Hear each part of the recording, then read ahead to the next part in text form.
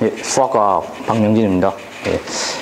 2번 문제 같은 경우에는요, 일단 이제 기본적으로 직사각형을 접어가지고 이제 나왔을 때 그 점의 대칭에 관한 그런 문제가 되겠고요. 이제 기본적으로 간단하게 좀 설명을 해보면, 이제 접은 모양을 잘 봤을 때 일단 이제 점 D가 이제 G로 이제 그 선분 이제 EF에 대한 대칭 이용, 선대칭으로 이제 이렇게 이동을 했음을 알 수가 있고, 이제 그 G에 이제 점을 구해서 이제 B랑 길이를 구하면은 이 문제는 이제 크게 무리가 없이 풀 수는 있을 것 같습니다. 그래서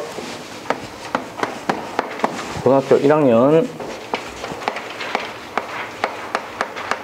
3등급 이상으로 한번 설명을 해보겠고요. 이제 포인트가 되는 게 일단 기본적으로 이제 선대칭에 대한 이제 그런 공식 부분을 일단 조금 알아야 될 것 같습니다. 그래서 자, 일단 임의의 직선의 방정식, 기울기가 A이고 Y절편이 B인 이제 요런 선분에 대한 선대칭 점을 이제 구할 때, 요때 이제 한 점을 X1이랑 Y1을 자, 요 선분에 대해서 대칭을 한다고 했을 때 이제 필요한 이제 풀이 과정이 두 가지가 있겠습니다.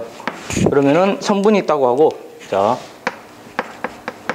X1, Y1의 좌표를, 자, 요 선분에 대해서 이제 대칭 이동을 시켰을 때, 여기에서 나오는, 자, X1 프라임이랑 Y1 프라임을 구하는, 이제 요런 부분의 문제가 되겠고요. 자, 요 문제를 풀 때는 이제 기본적으로 두 가지 사항을 이제 고려를 해야 되는데요. 이제 기본적으로 두 점의 중점이, 자, Y는 AX 플러스 B를 지난다 라는 그 부분을 하나 활용을 할 수가 있고요. 그래서 첫 번째로는 중점을 이용을 해야 됩니다. 그 다음에 두 번째로는 이제 당연히 이제 선대칭이기 때문에 수직이등분이 되고, 이 부분에 대한 두 개의 기울기의 곱이 마이너스 1이 나온다라는 그런 부분들을 활용을 할 수가 있습니다. 그래서 점 두 개가 주어져 있기 때문에 이 부분은 이제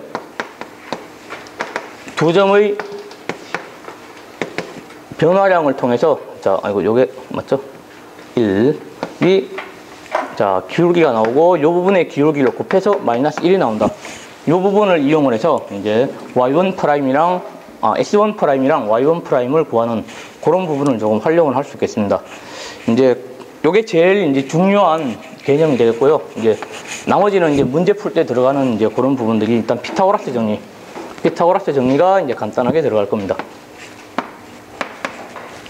피타고라스 정리는 이제 뭐 이미 중3 때 다 배운 내용이기 때문에 이제 뭐 특별하게 이제 뭐 약간 등급이 너무 낮은 친구들이 아니면은 뭐 그냥 기본적으로 다 알고 있을 거라고 생각을 하고, 그 다음으로 조금 필요한 개념이 도형 문제이기 때문에 아무래도 이제 뭐 도형 문제는 뭐 정량화된 공식이나 그런 것들보다 이제 그 도형 모양을 보고 이제 어떤 부분을 자기가 활용할 건가를 학생들이 스스로 좀 판단을 해야 되는 부분이 좀 많이 있습니다. 그래서 일단 접은 부분에 관한 뭐 문제 같은 경우에는 뭐 기본적으로는 뭐 접은 부분이랑 접힌 부분이랑 각이 같다, 뭐 이런 간단한 부분들로 이용을 해가지고 이제 뭐 길이가 어떤 부분이 같고 각이 어떤 부분이 같은지를 조금 이제 학생들이 문제를 풀면서 많이 좀 고민을 이제 해봐야 되는 그런 부분들이 있어요. 그래서 이제 뭐 도형 문제 같은 경우에는 뭐 기본적으로 고등학교 1학년 과정이다, 뭐 2학년 과정이다, 뭐 이런 부분들보다는 이제 뭐 초등학교 때부터 이제 도형 문제를 꾸준히 접하면서 뭐 접은 문제 같은 경우에는 뭐 어떤 식의 스타일로 문제가 나오더라, 그런 부분들을 좀 학생이 체득하는 게 중요할 것 같습니다. 그래서 이제 이 부분 같은 경우에는요, 기본적인 개념이 하나 이제, 자, 이렇게 적었다고 했을 때, 자, 이 부분 같은 경우에는 기본적으로 이제 이쪽 부분의 길이랑, 자, 평행하고요. 그리고 이쪽 부분의 길이가 사실 같아지는 그런 부분들을 조금 이제 활용을 할 수가 있겠습니다. 그래서 이제 전체적인 키포인트는 이렇게 잡을 수 있겠고요. 이제 풀이 과정이 조금 많이 길어질 것 같습니다. 왜냐하면은 이제 EF에 대한 이제 일단 기본적인 좌표축에 대해서 잡고, 그 다음에 EF에 대한 이제 또 직선의 방정식을 구해야 되고, 예, 뭐, 그 다음에 꼭 직선의 방정식을 구하고 난 다음에 또 1번 과정을 또 적용을 해서 문제를 풀어야 되기 때문에 조금 이제 계산은 좀 많이 길어질 것 같고요. 그래서 중간중간에 계산을 하다가 조금 이제 생략을 할 수 있는 부분은 좀 많이 생략을 하면서 그렇게 한번 진행을 해보도록 하겠습니다. 일단 기본적으로 그림을 그리고 시작을 할 건데, B점을 이제 원점으로 일단 놓고 이제 좌표 축을 한번 정해 보도록 하겠습니다. 추가적으로 잡아야 될 부분이 뭐냐면 아까도 나왔던 이제 점과 직선의 방정식의 거리 공식을 또 간단하게 한번 포인트로 잡겠습니다.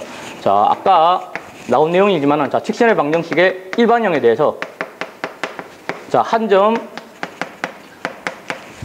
대한 이 거리를 D라고 했을 때 강동 선생님 요 공식이 어떻게 될까요? A의 제곱 플러스 B 제곱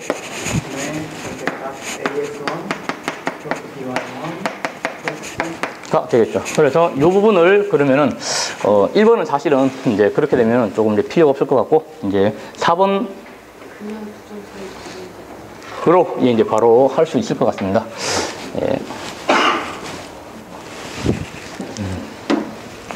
일단 시간은 3분 잡고 문제를 풀도록 하겠습니다. 자, 기본적으로 가로의 길이가 20이고 세로의 길이가 10이기 때문에 자, 좌표를 각각 잡아보면 이쪽 길이는 10이 될 것이고 20이 될 겁니다. 그래서 그러면은 강릉 선생님 C의 좌표는 얼마가 될까요? 20,0가 될 것이고 A의 좌표는 얼마가 될까요? 0,10입니다. 그러면은 자, 직선 AC의 직선의 방정식은 자, 어떻게 나올까요? Y는 바로 갈까요? 자, Y절편이 나와 있기 때문에 Y절편을 먼저 잡아주고 자, 기울기는 마이너스 20분의 10이 될 겁니다. 그래서 마이너스 2분의 1x다. 이렇게 나올 거고요. 자, 그 다음에, 자, 점과 직선의 거리 공식을 쓰기 위해서는 이제 요 표준형의 형태를 일반형으로 바꿔주는 게 중요합니다. 그래서 일반형으로 조금 빠르게 바꿔보면은,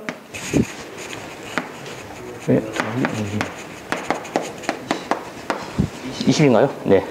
20이 되겠죠. 자, 그리고 이제 요 점과 B점의 자, 거리를 구하면은 자, 요쪽 부분이 D가 될 겁니다. 그러면은 자, 거리 D는 자, 0,0과의 거리를 구해야 하기 때문에 바로 공식을 쓰도록 하겠습니다. 자, 강형쌤 얼마가 될까요? 루트 5분의 절대값 20이 되겠습니다. 자, 그러면은 요거를 조금 더 빨리 계산하면 4 루트 5가 되나요? 예, 4 루트 5가 될 것이고 자, 그러면은 요쪽과 요쪽의 길이가 사실 같기 때문에 자, B랑 G까지의 거리는 자, 요 방금 구한 요 거리 D의 2배가 될 겁니다. 그러면은 바로 B, G의 길이는 8루트 5가 나오도록